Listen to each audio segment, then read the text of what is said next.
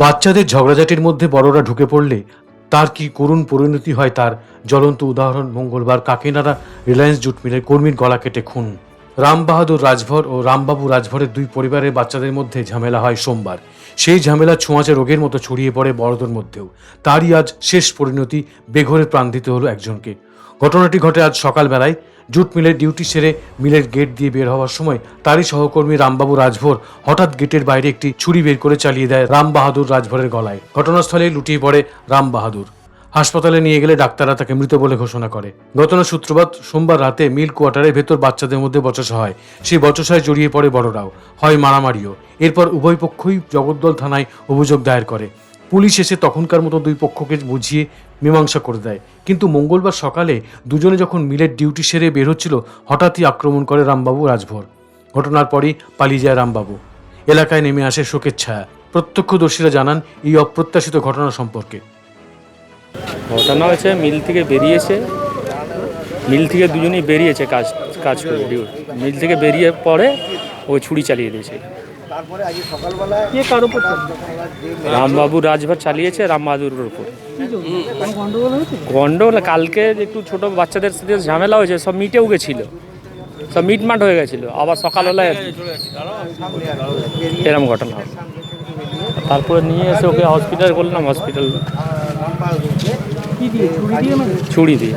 কোন ছুরি? মিলে কাজ করে, মিলে কাজ করে যে ছুরি, ওই ছুরি।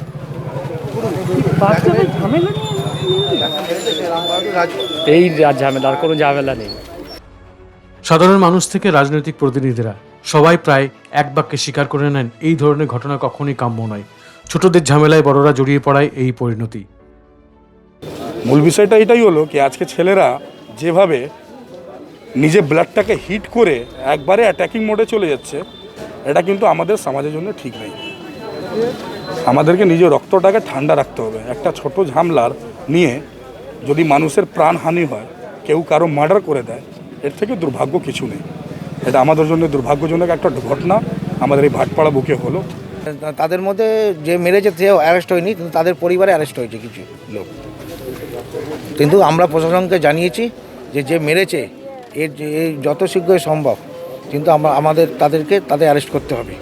কারণ এর পেছনে, এই যে মারার পেছনে কে আছে সেটাও আমাদের এলাকার মানুষ, 3 নম্বর ওয়ার্ডের মানুষ এটা জানতে চাইছে। কিন্তু আমরা তাদেরকে যত তাড়াতাড়ি যে তাদের গ্রেপ্তার করা হোক, শাস্তি। বাচ্চাদের ঝামেলাকে কেন্দ্র করে এরকম একটা সিদ্ধান্ত, এটা তো সেইটাই সবাই একটা আশ্চর্যের ব্যাপার হয়েছে।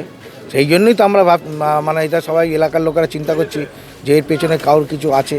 নাহলে একটা বাচ্চাকে নিয়ে পুলিশ এলো, রাত্রিবেলা থানায় এসে মিটিয়ে দিল, তারপরে এটা রাত পোয়ালেই সকালবেলা 11টার মধ্যেই তাকে মেরে দেওয়া হলো চাকু দিয়ে গলায় নালিতে। এটা তো একটা খুব চিন্তার ভাবনা আছে। তা আমরা প্রশাসনকে এই ব্যাপারটা নিয়ে আমরা বলেছি যে তাকে অ্যারেস্ট করা হোক ইমিডিয়েট, যেখানেই থাকুক। ক্রোধ বড় খারাপ রিপু, আর এই ক্রোধ থেকেই ঘটে নানান অঘটন। তেমনই আজকের এই ঘটনা প্রধান হলে পরিণতি। যে বাচ্চাদের ঝগড়াঝাটি, আজ সেই বাচ্চাদের মধ্যে কেউ একজন হারালো তার বাবাকে, আবার যে খুন করলো তার ছেলেই বা ভবিষ্যতে কি শিক্ষা পাবে, এই প্রশ্নই উঠে আসছে সমাজতাত্ত্বিকদের কাছ থেকে। ব্যারাকপুর থেকে সৈকত গাঙ্গুলির রিপোর্ট, চ্যানেল 24/7।